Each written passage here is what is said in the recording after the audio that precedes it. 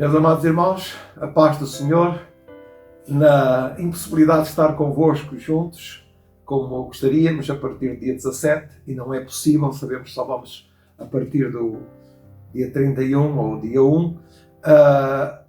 Neste caso, temos uma reunião agora, e é para mim um privilégio poder falar convosco mesmo através desta forma mais moderna, mas também possível para nós. Neste tempo em que nós, certamente, os irmãos e eu temos estado recolhidos mais em casa, mais isolados, mas podemos ainda estar com o nosso Deus a cada dia. E eu quero dizer aos irmãos desde já que eu tenho falado bastante de vós, mas tenho falado de vós com o nosso Deus, a quem tenho apresentado as vossas vidas também, porque o nosso Deus continua connosco, mesmo quando não nos podemos reunir, como é o desejo de tantos irmãos que me têm participado desse desejo infinito. E também, ainda hoje mesmo, quando fui à rua, ao barbeiro, eu passei por irmãos e eles mostraram esta necessidade de estar presentes. Mas eu queria, assim, compartilhar a palavra de Deus convosco, porque graças a Deus que temos a palavra de Deus, e ela é viva, é eficaz, e ela é poderosa para fazer aquilo para que é enviada. E eu tinha pensado o que é que eu vou falar com os irmãos neste dia, nesta altura, e pensei no apóstolo João. Pensei no apóstolo João quando, no final da sua vida, pelo fim do primeiro século desta era, ele escreveu o Evangelho de João, o Evangelho que tem o seu nome. E ele escreveu para confirmar e firmar a fé dos crentes na pessoa do Senhor Jesus Cristo. Também numa altura em que tinha havido grandes perseguições, já as de Nero tinham acontecido, no momento em que tantas ideias acerca de Jesus Cristo estavam decorrendo, quer acerca da sua divindade, quer acerca da sua humanidade. João vai escrever este Evangelho e diz que escreve com 3 propósitos. O primeiro propósito é afirmar que Jesus é o Filho de Deus. O segundo é falar daquilo que Jesus fez. E o terceiro é dizer o que Jesus nos dá através da sua obra e daquilo que Ele é. E eu queria, neste dia, precisamente tocar nestas 3 coisas. Vou ler o texto de João e depois vou falar destas 3 coisas. Ser o que Jesus é, o que Jesus faz, ou fez e faz, e aquilo que Jesus dá. Vou ler então a palavra de Deus, os irmãos podem abrir também, em São João capítulo 20, versículos 30 e 31. E diz assim: Jesus, pois, operou também em presença de seus discípulos muitos outros sinais que não estão escritos neste livro. Estes, porém, foram escritos para que creiais que Jesus Cristo é o Filho de Deus e para que, crendo, tenhais vida em seu nome. Neste texto, ele está mostrando a razão, o motivo pelo qual escreve este Evangelho. Também no capítulo seguinte, ele diz que se ele fosse descrever tudo quanto Jesus fez e ensinou, ele diz: eu penso que nem sequer o mundo poderia conter tais livros. Esta é a afirmação de João. É por isso que o Evangelho de João é diferente dos outros Evangelhos. João seleciona alguns milagres de Jesus, também algumas das suas mensagens que falam mais acerca do que ele é, do Pai e da sua união com o Pai, da sua missão. Por isso nós temos um Evangelho diferente dos outros 3 Evangelhos para provar que Jesus é o Filho de Deus. E eu queria então debruçar-nos sobre estas 3 coisas. Primeiro, ser. Quem é Jesus? E João diz aqui neste texto, ele diz: estes sinais que eu vos apresento, isto que eu vos apresento neste livro, é para que creiais que Jesus é o Filho de Deus. Para que creiais que Jesus é o Filho de Deus. E crer no Filho de Deus é algo importante na nossa fé para a salvação, para termos vida, como ele vai apresentar neste livro. E ele começa este Evangelho exatamente apresentando a divindade de Jesus Cristo. Ao contrário dos outros Evangelhos que começam com a sua encarnação, João começa com a eternidade. Ele diz no princípio, e este princípio que João apresenta é o mesmo princípio de Gênesis 1:1, isto é, antes que alguma coisa existisse, ele era o Verbo estava com Deus e o Verbo era Deus. Ele estava no princípio com Deus e todas as coisas foram feitas por ele e sem ele nada do que foi feito se fez. Então João começa por apresentar que Jesus, no princípio, antes que qualquer coisa existisse, ele é Deus e vai dizer também que ele é o Criador do universo. É por meio dele que todas as coisas são criadas. Depois de João apresentar que no princípio era o Verbo estava com Deus e o Verbo era Deus, quando chega lá ao versículo 14, ele vai dizer: e o Verbo se fez carne e habitou entre nós. E vimos a sua glória como a glória do unigênito do Pai, cheio de graça e de verdade. Então João vai dizer que o mesmo Verbo eterno, o mesmo Verbo criador, se tornou carne, isto é, se tornou homem, mas como homem vimos a sua glória manifesta nele, como a glória do unigênito do Pai. Quer dizer, a glória de Deus manifesta na sua vida, cheia de graça e de verdade. O Verbo encarnado, isto é, Deus feito homem. Assim nós temos, primeiro que tudo, e através de todo o livro de João, todo o Evangelho de João, Jesus vai dar inúmeras provas de que ele é o Filho de Deus. Vai prová-lo através das suas obras, através das suas palavras, através do Pai falar diretamente do céu, dizendo que ele é o seu Filho. Depois de todas estas provas de que Jesus é o Filho de Deus, a grande expressão é: eu sou a luz do mundo, eu sou a porta, eu sou o bom pastor, eu sou. Portanto, ele vai apresentar quem realmente ele é.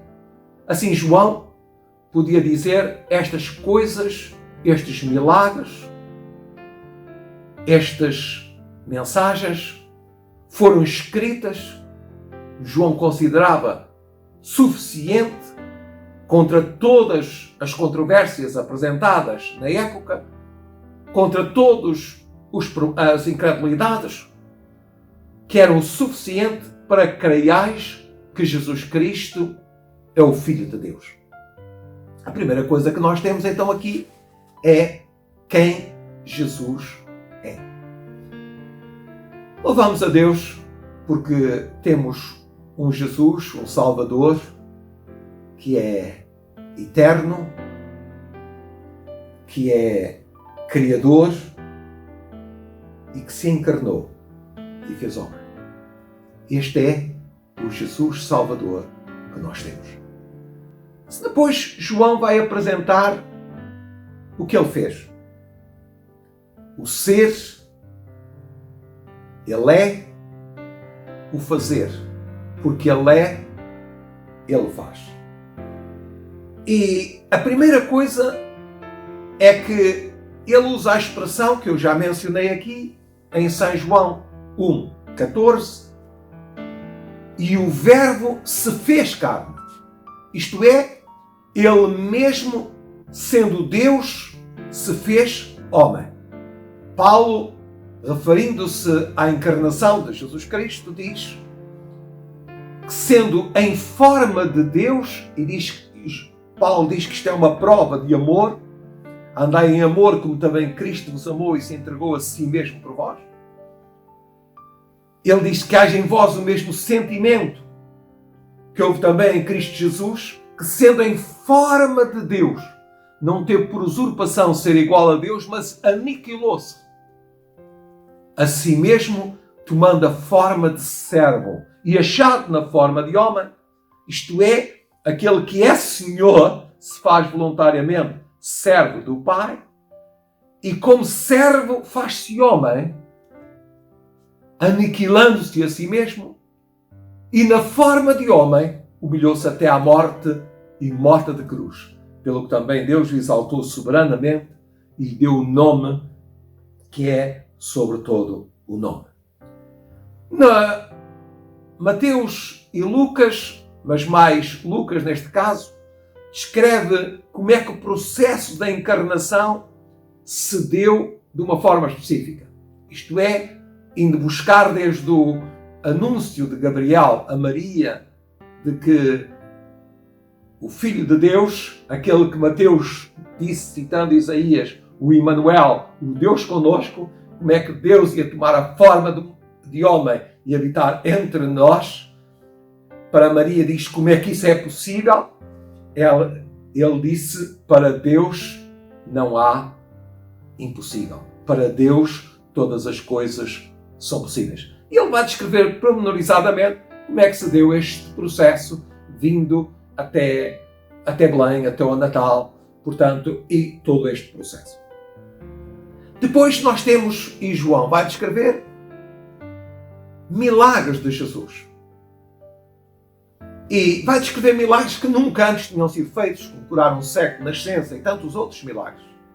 Quer dizer, Jesus provou através das suas obras que Ele é o Filho de Deus. Que Ele é divino, a sua divindade. Ele disse, eu e o Pai somos um. Ele disse, quem vê a mim, vê ao Pai.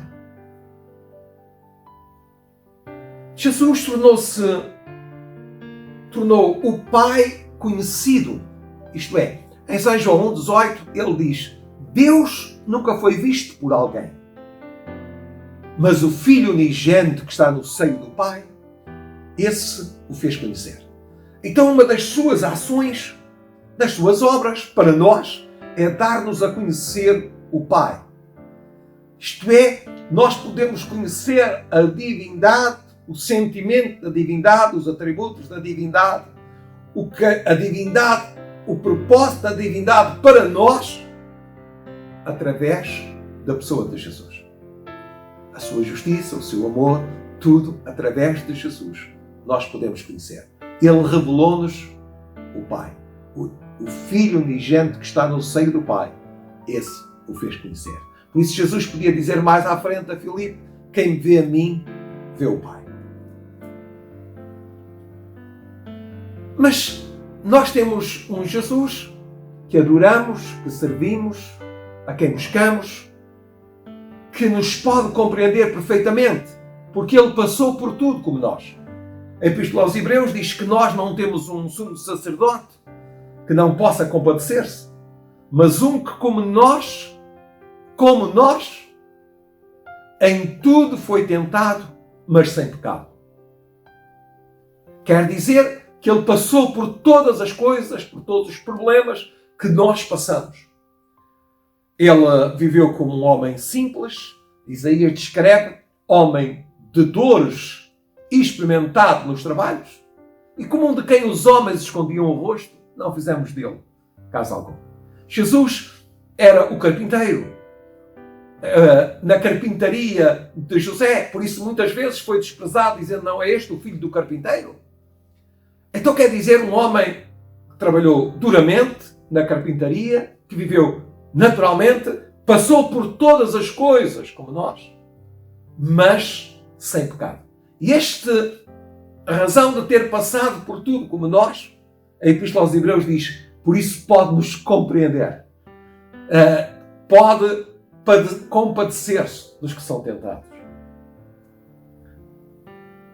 Outra coisa que Jesus fez, e a razão principal da sua vinda, depois de nos dar um exemplo, depois de fazer obras por amor, por misericórdia, fantásticas, curando enfermos, expulsando demónios, ressuscitando mortos, fazendo as maravilhas mais extraordinárias, Jesus fez a obra que veio trazer e que só Ele podia fazer. Morrer pelos nossos pecados. Foi obediente até à morte, como diz Paulo, e morte de cruz. Isto é, morte expiatória. O santo em lugar dos pecadores. O perfeito em lugar dos imperfeitos. O obediente que foi obediente até à morte e morte de cruz em lugar dos desobedientes. Aquele que é bendito eternamente em lugar dos malditos. Jesus, o bendito Filho de Deus, santo, imaculado, sem pecado, foi à cruz da maldição, fazendo-se maldição por nós, para que a maldição do pecado fosse tirada da nossa vida e nós pudéssemos ser perdoados, transformados através do seu sacrifício. A Bíblia diz que depois ele ressuscitou ao terceiro dia. Diz pelo que também Deus o exaltou soberanamente e foi glorificado à direita do Pai. E é por causa do que ele é e por causa do que ele fez que ele pode dar. Eu disse que era a terceira coisa. A primeira é ser, ele é. Segundo, ele faz, ele fez por nós. Terceiro, ele dá. João, voltando ao texto inicial, os motivos por que João escreveu o Evangelho, ele disse que escreveu estas coisas para que creiais que Jesus é o Filho de Deus. João diz que ele fez muitas outras coisas na presença dos seus discípulos que não estão escritas neste livro.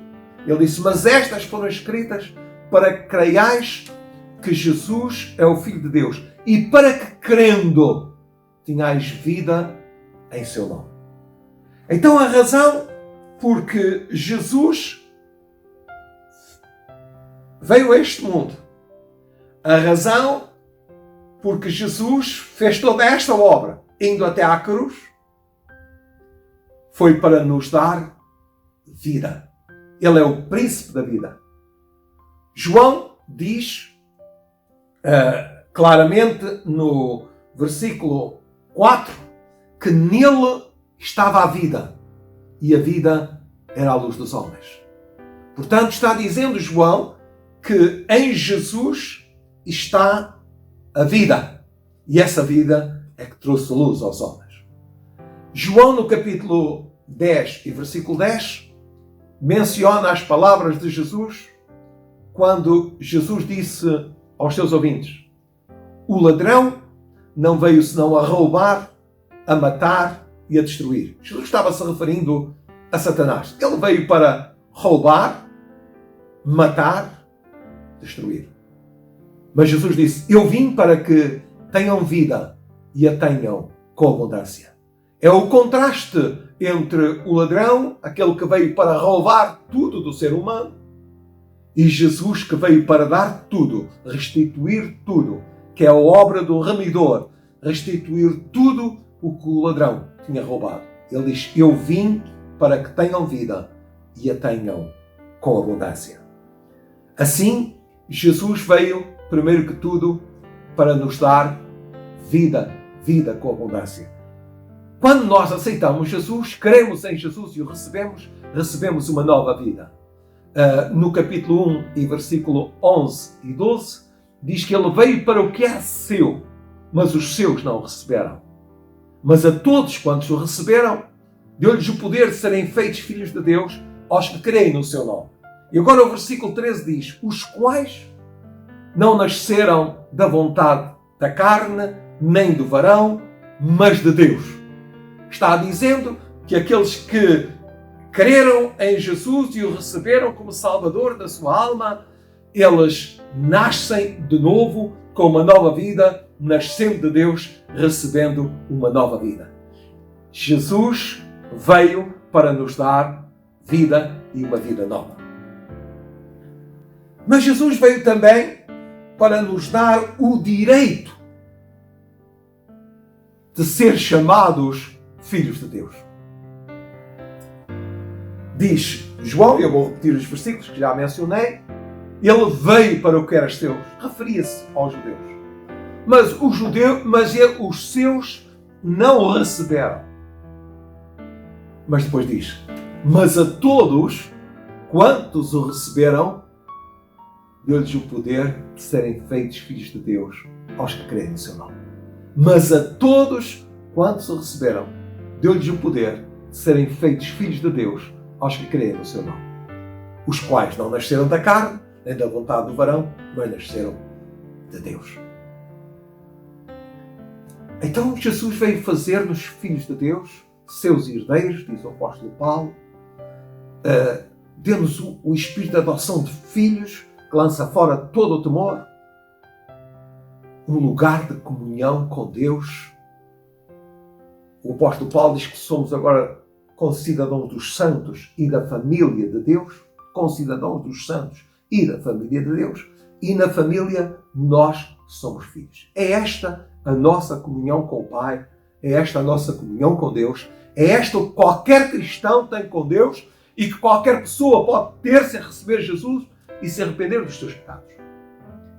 É tornar-se um filho de Deus e ter comunhão com o Pai. E eu queria passar à terceira coisa que Jesus dá. Está no início do texto, no texto inicial, que diz: para que crendo tenhais vida em seu nome.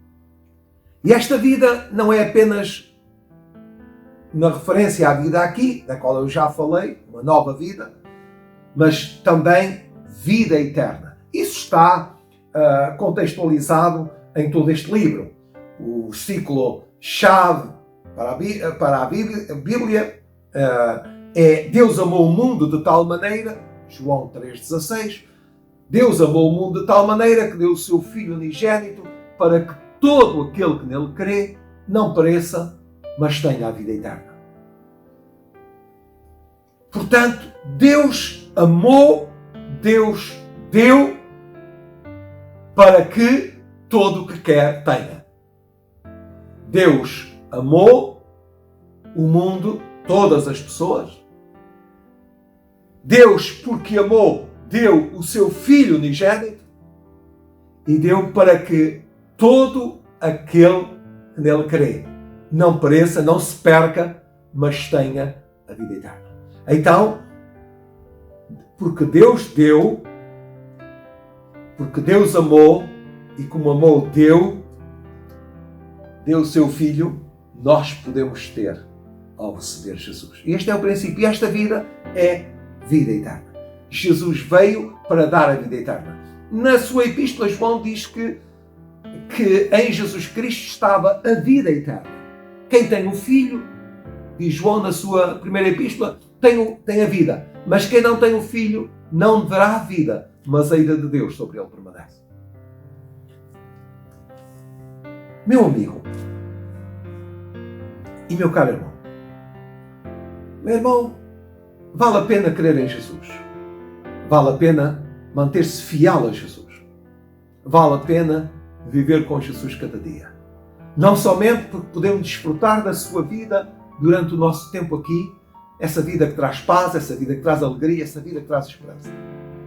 Mas podemos ter, porque Ele deu-nos também uma vida para além da morte, para além deste tempo presente. Ele não é apenas o Senhor que aqui cura as nossas enfermidades, Ele faz isso.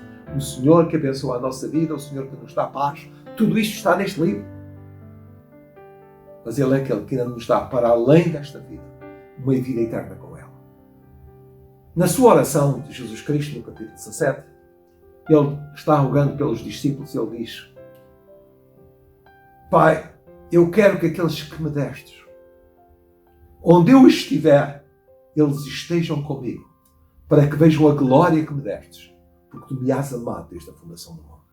Pai, eu quero que aqueles que tu me destes, isto é, aqueles que vieram a mim, que me receberam, que creram em mim, onde eu estiver, eles estejam comigo, para que vejam a glória que tu me deste, porque tu me has amado desde a fundação do mundo. Repara, o mesmo Jesus que tinha dito: não se turve o vosso coração, credes em Deus, crede também em mim. Na casa de meu Pai há muitas moradas. Se não fosse assim, eu vos teria dito: vou preparar-vos lugar. E se eu for e vos preparar lugar, eu virei outra vez e vos levarei para mim mesmo, para que onde eu estiver, estejais vós também. Esse mesmo Jesus agora pede ao Pai para que aqueles que são seus, aqueles que se agregam a Ele, aqueles que o recebem, onde Ele estiver, eles estejam para sempre, para gozar dessa glória que o Pai lhe entregou quando Ele ressuscitou, foi glorificado à direita de Deus. Portanto, amigo, que me estás a ouvir, e também me dirijo a alguma pessoa que já andou nos caminhos do Senhor, mas que se encontra desviado dos caminhos do Senhor. Se neste dia tu te arrependeres dos teus pecados, tu disseres a Jesus: Senhor, eu creio que tu és o Filho de Deus.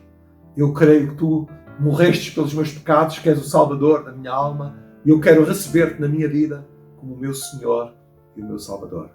Ele vai perdoar os teus pecados, Ele vai purificar a tua vida, Ele vai te ajudar, tu vais ter comunhão com Deus, vais ser uma nova pessoa. Porque a palavra de Deus diz: deixe o ímpio o seu caminho e o homem maligno os seus pensamentos. Torne para o nosso Deus, porque grandioso é em perdoar. Aceita Jesus e viverás feliz com Ele. Deus te abençoe.